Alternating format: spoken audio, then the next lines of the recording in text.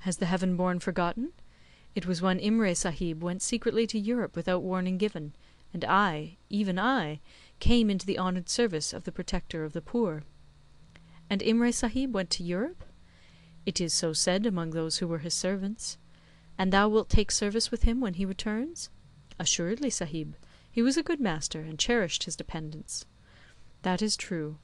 I am very tired, but I go buck shooting to-morrow.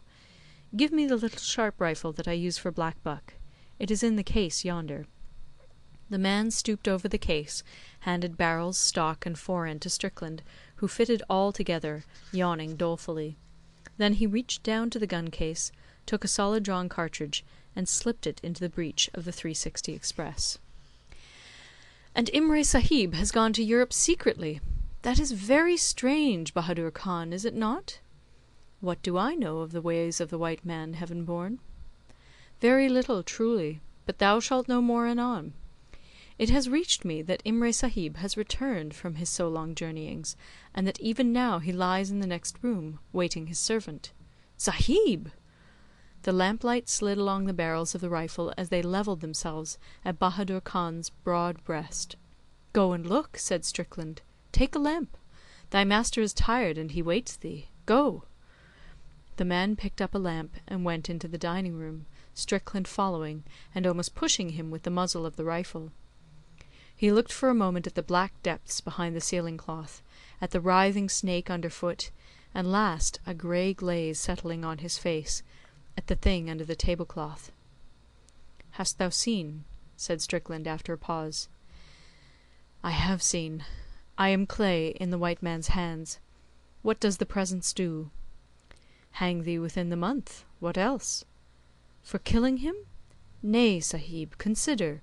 Walking among us, his servants, he cast his eyes upon my child, who was 4 years old. Him he bewitched, and in 10 days he died of the fever. My child!" "What said Imray Sahib?" "He said he was a handsome child, and patted him on the head, wherefore my child died. Wherefore I killed Imray Sahib in the twilight, when he had come back from office and was sleeping. Wherefore I dragged him up into the roof beams and made all fast behind him. The Heaven-born knows all things. I am the servant of the Heaven-born."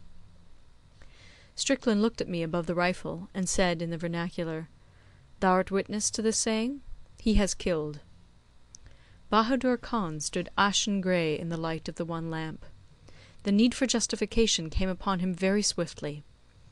"I am trapped," he said, "but the offence was that man's. He cast an evil eye upon my child, and I killed and hid him. Only such as are served by devils," he glared at Tietjens, couched stolidly before him, "only such could know what I did." "It was clever, but thou shouldst have lashed him to the beam with a rope. Now thou thyself wilt hang by a rope. Orderly!" A drowsy policeman answered Strickland's call. He was followed by another, and Tietjens sat wondrous still. "Take him to the police station," said Strickland. "There is a case toward." "Do I hang, then?" said Bahadur Khan, making no attempt to escape, and keeping his eyes on the ground. "If the sun shines or the water runs, yes," said Strickland. Bahadur Khan stepped back one long pace, quivered, and stood still. The 2 policemen waited further orders. "Go!" said Strickland. "Nay, but I go very swiftly," said Bahadur Khan. "Look, I am even now a dead man." He lifted his foot, and to the little toe there clung the head of the half-killed snake, firm fixed in the agony of death. "I come of landholding stock," said Bahadur Khan, rocking where he stood. "It were a disgrace to me to go to the public scaffold. Therefore I take this way. Be it remembered that the Sahib's shirts are correctly enumerated, and that there is an extra piece of soap in his wash-basin. My child was bewitched, and I slew the wizard. Why should you seek to slay me with the rope? My honour is saved, and I die." At the end of an hour he died, as they die who are bitten by the little brown karait, and the policemen bore him and the thing under the tablecloth to their appointed places. All were needed to make clear the disappearance of Imray. "This," said Strickland very calmly as he climbed into bed, "is called the 19th century. Did you hear what that man said?" "I heard," I answered. "Imray made a mistake." Simply and solely through not knowing the nature of the Oriental, and the coincidence of a little seasonal fever. Bahadur Khan had been with him for 4 years. I shuddered. My own servant had been with me for exactly that length of time. When I went over to my own room, I found my man waiting, impassive as the copper head on a penny, to pull off my boots. "What has befallen Bahadur Khan?" said I. "He was bitten by a snake and died. The rest the Sahib knows," was the answer. "And how much of this matter hast thou known?" "As much as might be gathered from one coming in the twilight to seek satisfaction. Gently, Sahib. Let me pull off those boots."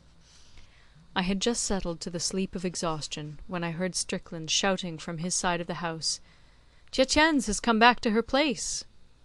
And so she had. The great deer hound was couched statelily on her own bedstead, on her own blanket, while in the next room the idle, empty ceiling cloth waggled as it trailed on the table. End of The Return of Imray by Rudyard Kipling. Recorded in Toronto, Ontario by Moira Fogarty, October 2006.